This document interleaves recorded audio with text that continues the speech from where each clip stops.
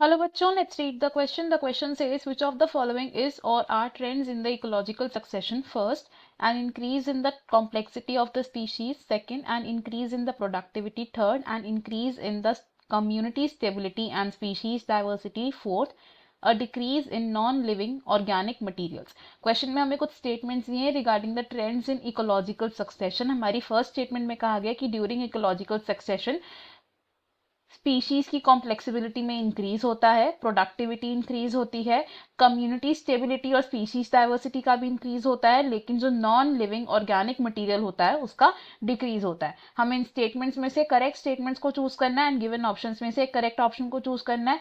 तो इस क्वेश्चन में हमारा जो की कॉन्सेप्ट यूज हो रहा है, की concept for this question is ecological succession. Ecological succession.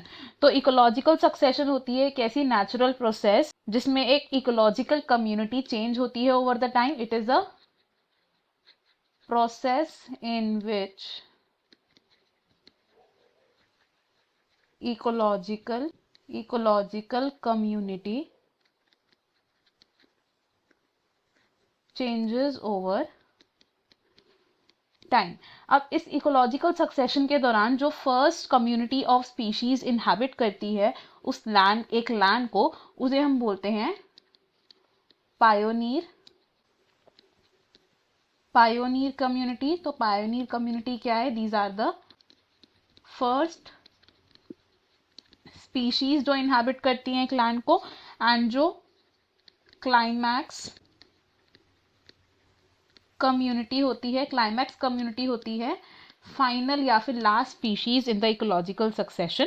अब ये जो पायोनियर कम्युनिटी होती है इसमें इंक्लूडेड होते हैं सिंपलर ऑर्गेनिजम्स जैसे कि small mosses, and climax community में इंक्लूड होते हैं मोर कॉम्प्लेक्स ऑर्गेनिजम्स जैसे कि बड़े बड़े ट्रीज. तो हम क्या देख रहे हैं, जैसे जैसे इकोलॉजिकल सक्सेशन आगे बढ़ता है जो स्पीशीज की कॉम्प्लेक्सिटी है वो इंक्रीज होती है. Species complexity increases. और जैसे जैसे स्पीशीज की कॉम्प्लेक्सिटी इंक्रीज होगी वैसे वैसे जो प्रोडक्टिविटी है उस इकोसिस्टम की वो भी इंक्रीज होगी. एज इकोलॉजिकल सक्सेशन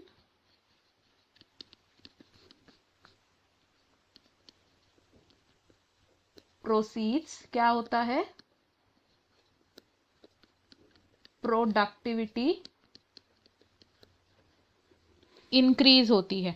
और प्रोडक्टिविटी इंक्रीज हो रही है तो यानी कि जो ऑर्गेनिक मैटर प्रोड्यूस हो रहा है वो भी इंक्रीज हो रहा है. तो organic matter production increases.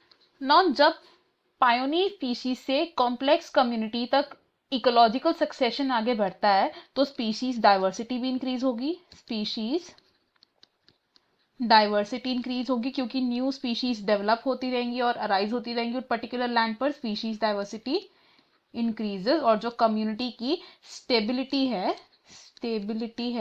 Stability का भी क्या होगा? एक इंक्रीज होगा. तो हमारे पास जो स्टेटमेंट्स दिए हैं अगर हम वो स्टेटमेंट्स देखें, हमारे फर्स्ट स्टेटमेंट करेक्ट है, सेकंड स्टेटमेंट भी करेक्ट है, थर्ड स्टेटमेंट भी करेक्ट है, लेकिन जो फोर्थ स्टेटमेंट है ये इनकरेक्ट स्टेटमेंट है because non living organic material का इंक्रीज होगा ना कि डिक्रीज. हमारा करेक्ट ऑप्शन होगा यहाँ पर option C. Option A wrong है बिकॉज फर्स्ट और थर्ड स्टेटमेंट हमारी सिर्फ अकेले करेक्ट स्टेटमेंट्स नहीं है. ऑप्शन बी भी रॉन्ग होगा बिकॉज सिर्फ फर्स्ट स्टेटमेंट करेक्ट है ना कि फोर्थ. ऑप्शन डी भी रॉन्ग होगा बिकॉज सभी स्टेटमेंट्स करेक्ट नहीं है.